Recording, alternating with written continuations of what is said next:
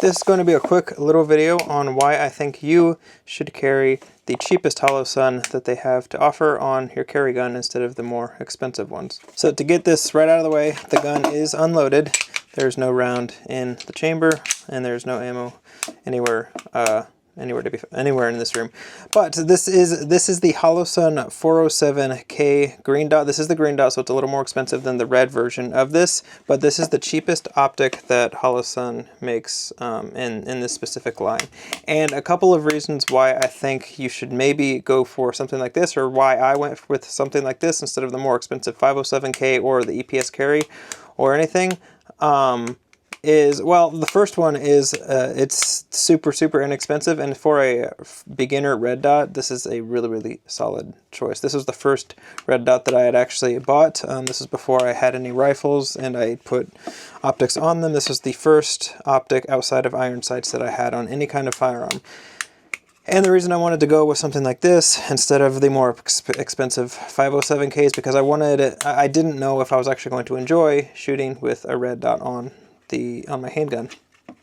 And I mean, I really do enjoy shooting with this. Not to say that I don't enjoy shooting irons. This is a stock Glock 19 that I'm loving, and I'm carrying this a bunch, and it just has the really ugly iron sights from Glock, which honestly I don't think they're that bad. I think people can overanalyze things like that. But anyway, that's not what this video is about.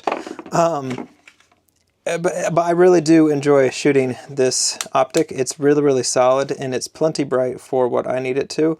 And the other reason that I got this instead of the 507 is for something like this where the window size is so small.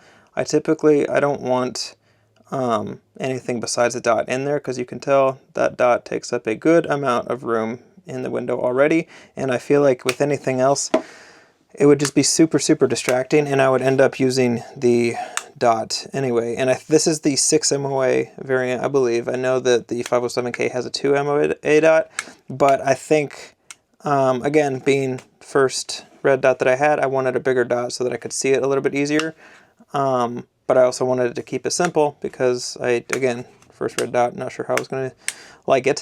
And this was a great option, to the point where when I get something for this, I honestly am going to want something just with a simple dot. I don't think I'm going to want a fancy reticle or a circle dot or anything else. I do have those on my rifles, but for my handguns, I typically like to run just the dot to keep it as simple as I possibly can. Because at the end of the day, this gun's purpose is for concealed carry. It is for protection, and God forbid the day that I have to use it, I'm not going to be cycling through my reticles to find the best one that I could see out of. I'm literally going to point and shoot, and honestly might not even use the red dot. But yeah, I hope this video helped you out. If you're interested in checking this optic out, I'll put a link down below.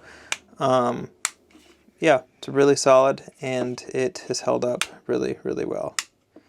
With that, I'll see you guys in the next video.